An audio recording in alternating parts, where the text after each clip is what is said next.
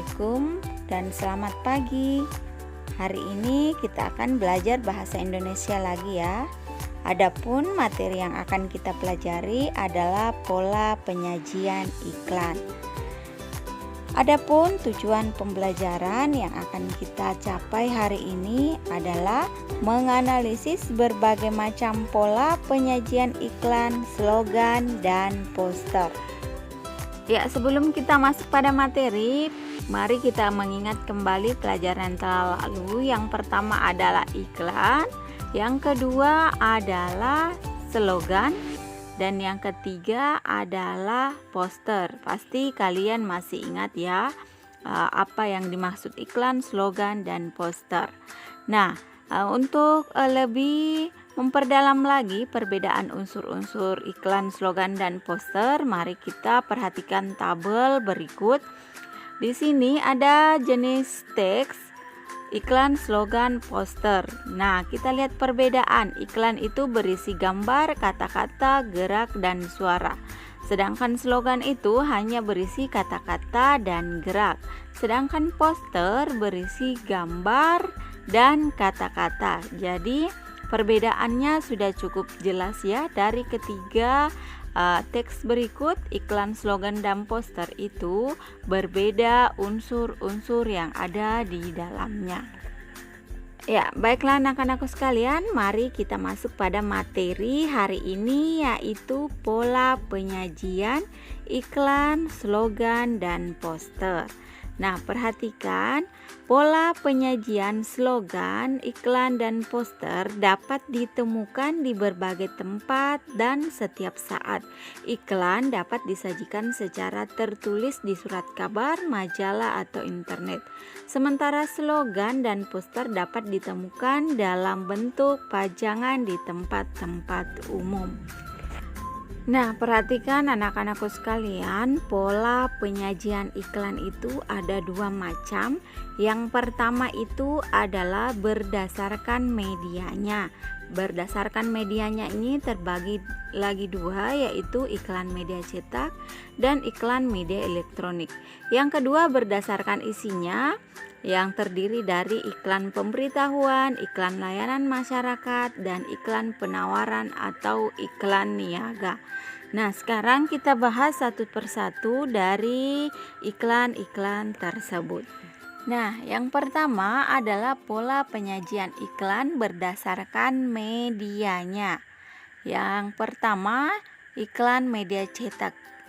Iklan media cetak mempunyai karakteristik mengutamakan kejelasan kata-kata, mengandalkan desain grafis seperti warna, bentuk huruf, tata letak, dan gambar. Yang ketiga adalah iklan media cetak dapat disajikan dalam bentuk baris dan kolom.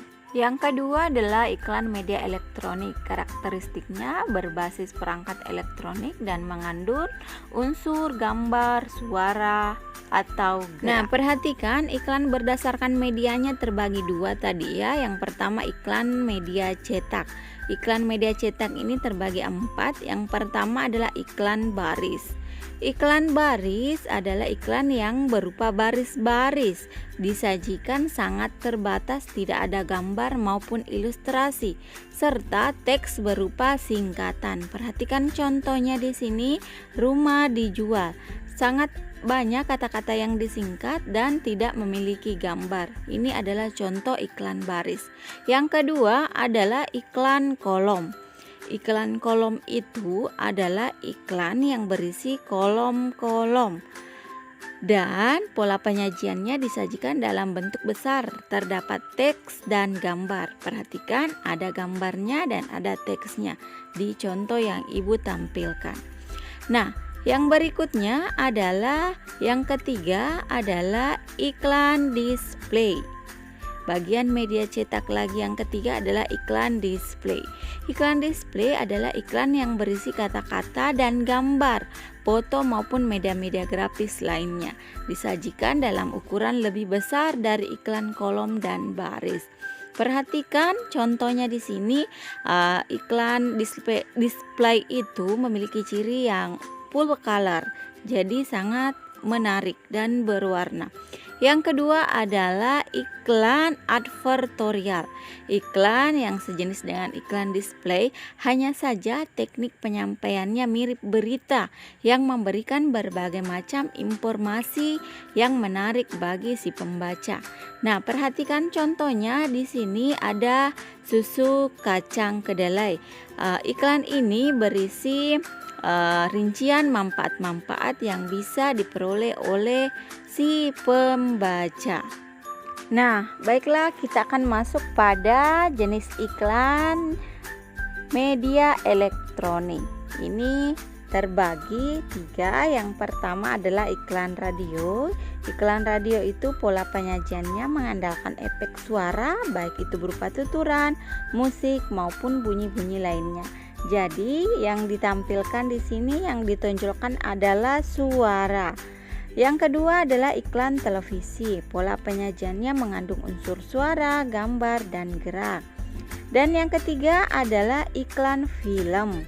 Iklan film ini pola penyajiannya tersaji dalam judul film atau produk sinema.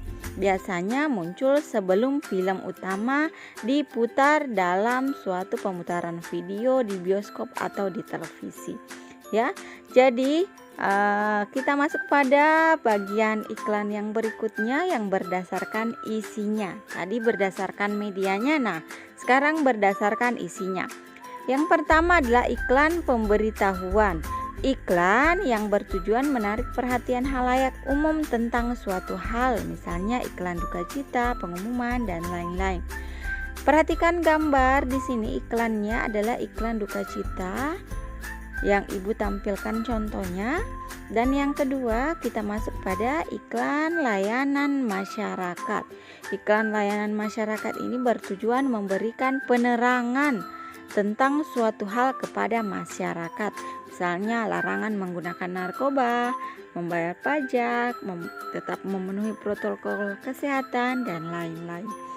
Nah, perhatikan contohnya yang ibu tampilkan di sini adalah pakai masker. Jadi iklan layanan masyarakat ini bertujuan untuk memberikan informasi kita untuk tetap memakai masker. Nah, yang ketiga adalah iklan penawaran atau iklan niaga. Iklan yang bertujuan menawarkan sesuatu, misalnya iklan barang. Iklan penawaran bisa juga disebut iklan niaga atau iklan lowongan kerja. Dibuat untuk mempengaruhi masyarakat agar tertarik membeli suatu produk atau barang yang diiklankan. Nah, untuk materi hari ini ibu rasa cukup sekian. Jika penjelasan ibu terlalu cepat, kalian bisa mengulang kembali videonya, nak. Dan jika ada yang kurang dimengerti, bisa memberikan pertanyaan di WA ataupun di Google Classroom-nya ya. Jadi untuk tugasnya silahkan kerja di Google Classroom-nya. Dan sampai jumpa pada minggu depan. Assalamualaikum.